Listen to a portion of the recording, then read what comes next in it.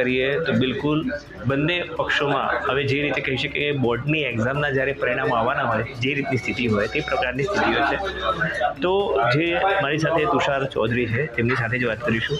આ વખતે તમે બહુ જ મહેનત કરી છે, પરિણામો વિશે શું કહેશો? કઈ રીતના પરિણામો છે?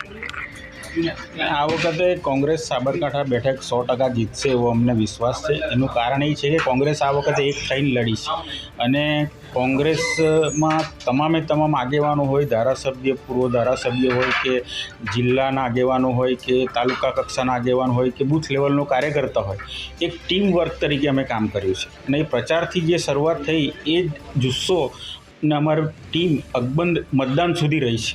અને એના કારણે મતદાન પણ અમારા જે કોંગ્રેસના જે તરફી જે બૂથો હતા તેમાં અમે સારામાં સારું મતદાન કરાવી શક્યા છે.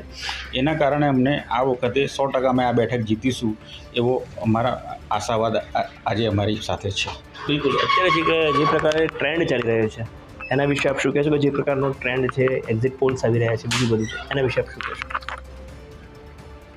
અત્યાર સુધી એક્ઝિટ પોલ ના આવ્યા ત્યાં સુધી બધા કહેતા હતા કે અહીંયા કોંગ્રેસ જીતશે આ વખત.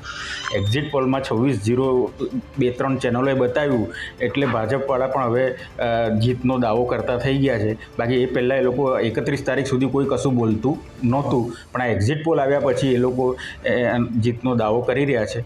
પણ એમાં એ લોકો સફળ થશે નહીં. એનું મુખ્ય કારણ એ છે કે તમે જોઈ શકો છો કે ભાજપમાં જે રીતનો વિખવાદ ઊભો થયો, ઉમેદવાર બદલવા પડ્યા, એના કારણે જે એ લોકોનો વિખવાદ આંતરિક સપાટી પર આવ્યો અને જાહેરમાં પણ દેખાયો.